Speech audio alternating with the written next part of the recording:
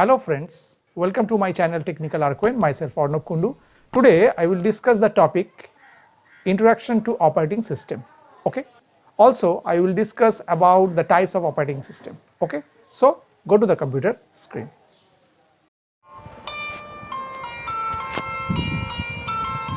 Today I will discuss the topic operating system. Okay. So at first we should know what is operating system. An operating system, which is also known as OS, is an interface between a computer user and computer hardware, right?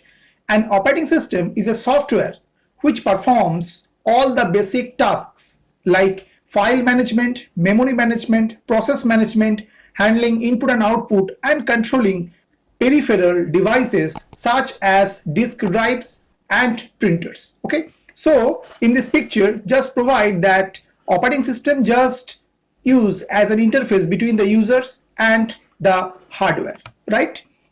An OS is a program that acts as an interface between the user and the computer hardware and controls the execution of all kinds of programs. We can also define operating system as an environment, means within that environment where the user, the software and the hardware can act together, right? Now I talk about the history of operating system. Operating systems were first developed in the late 1950s to manage tape storage. Tape storage is one of the secondary storage device, right? The General Motors Research Lab implemented the first OS in the early 1950s for their IBM 701, right? In the mid 1960s, operating systems started to use disks, okay? In the late 1960s, the first version of Unix OS was developed, right? The first OS built by Microsoft was DOS, okay? It was built in 1981 by purchasing the 86 DOS software from a Seattle company, okay?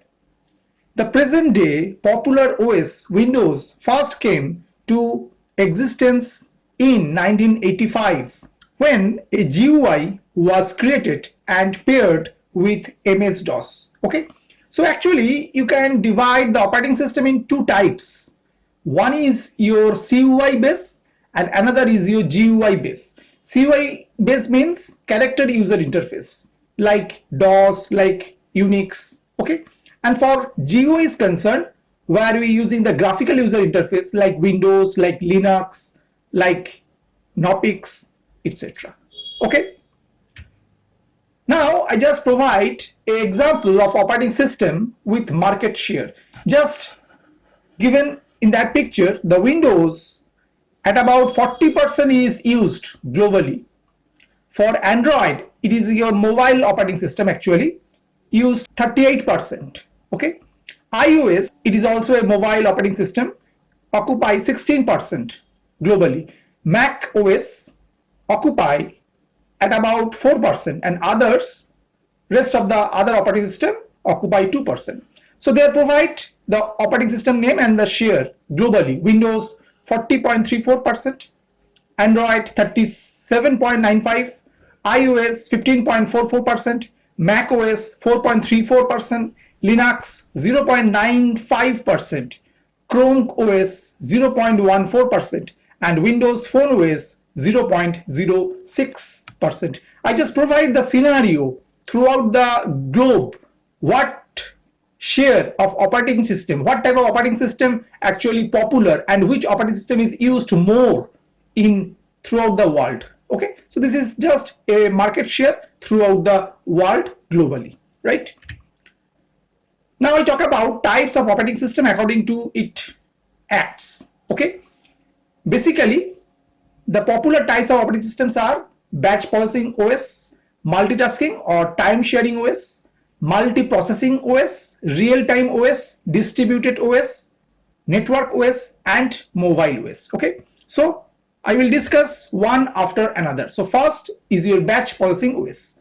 Batch processing is a technique in which an operating system collects the programs and data together in a batch before processing starts, right?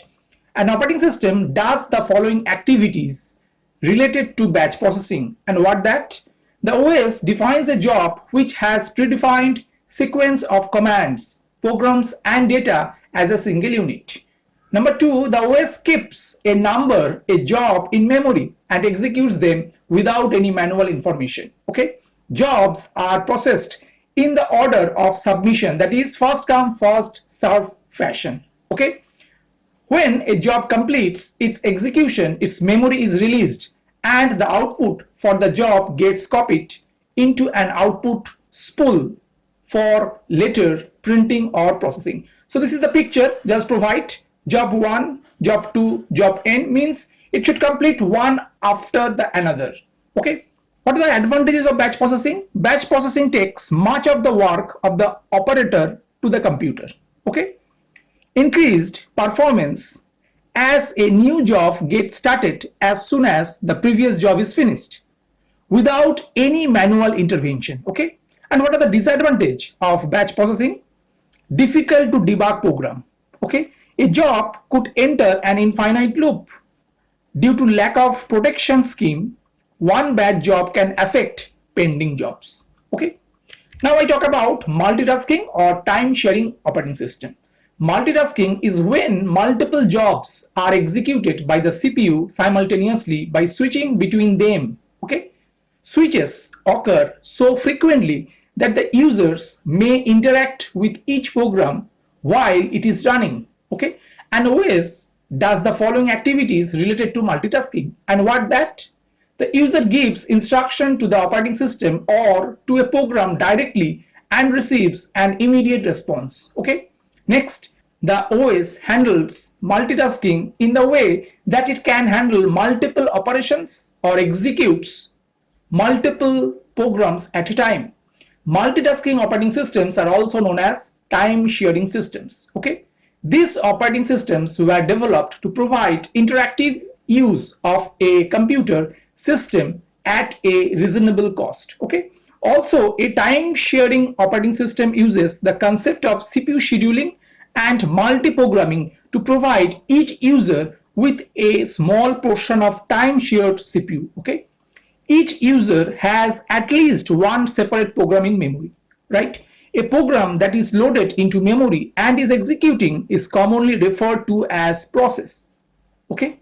As the system switches CPU rapidly from one user or program to the next, each user is given the impression that he or she has his or her own CPU, whereas actually one CPU is being shared among many users. Picture where provides the multitasking operating system activities. Okay. Now I talk about multiprocessing operating system. Okay. Multiprocessing is a system that has two or more than one processors. Okay. In these, CPUs are added for increasing computing speed of the system. Okay. Because of multiprocessing, there are many processes that are executed simultaneously. Multiprocessing are further classified into two categories: symmetric multiprocessing and another one is acentric multiprocessing. Okay. So the picture is given to there for the multiprocessing is concerned, where multiple means more than one CPU is used for system is concerned. Okay. Now I talk about other types of operating systems like real-time operating system. A real-time operating system time interval to process and respond to inputs is very small. Example, military software systems, space software systems are the real-time operating system. Example. Okay. Next one, distributed operating system. Distributed systems use many processors located in different machines to provide very fast computation to its users. Okay. Next one, network operating system. Network operating system runs on a server. It provides the capabilities to serve, to manage data, user, group, security, application and other networking functions. Okay. And last one, mobile operating system or mobile OS. Mobile operating systems are those OS which is specially that are designed to power smartphones, tablets and wearable devices. Some most famous mobile operating systems are Android and iOS, but other include BlackBerry, Wave and WatchOS. Okay. Now I talk about the another very interesting point. What is multiprogramming? Sharing the processor when two or more programs reside in memory at the same time is referred as multiprogramming. Okay, multiprogramming assumes a single shared processor. Okay, multiprogramming increases CPU utilization by organizing jobs so that the CPU always has one to execute. Okay, an operating system does the following activities related to multiprogramming. And what that? The operating system keeps several jobs in memory at a time. This set of jobs is a subset of the jobs kept in the job pool. The OS picks and begins to execute one of the jobs in the memory. Multiprogramming operating systems monitor the state of all the active programs and system resources using memory management programs to ensure that the CPU is never idle unless there are no jobs to the process. So this is the example of your multiprogramming where your memory is concerned, means your primary memory is concerned. The operating system is occupy a specific space and the jobs are just provided in one after another. Okay, and there are also some empty spaces there, means at a time multiple program or process run in a single CPU. It's also known as the multiprogramming, right? Okay, so what are the advantages? High and efficient CPU utilization. User feels that many programs are allotted CPU almost simultaneously. Okay, what are the disadvantages? CPU scheduling is required. CPU scheduling required. Why? Because at a time or a particular time slice is concerned, one process can execute by a CPU only one. Okay, if we run all the process simultaneously, so we need some scheduling algorithm. That's why CPU scheduling is required in case of multiprogramming. And to accommodate many jobs in memory, memory management is required because multiple jobs should be provided within the primary memory, and that's why this job should be managed by the memory management system. Okay, now I just compared multiprocessing versus multiprogramming.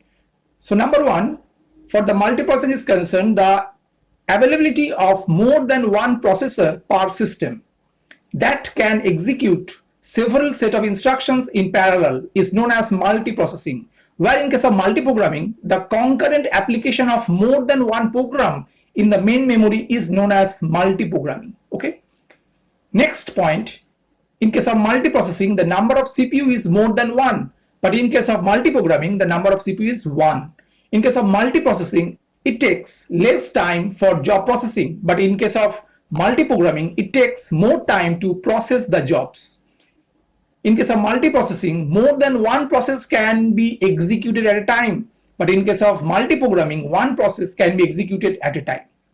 Okay, in case of multiprocessing, the number of users can be one or more than one, but in case of multiprogramming, the number of users is one at a time.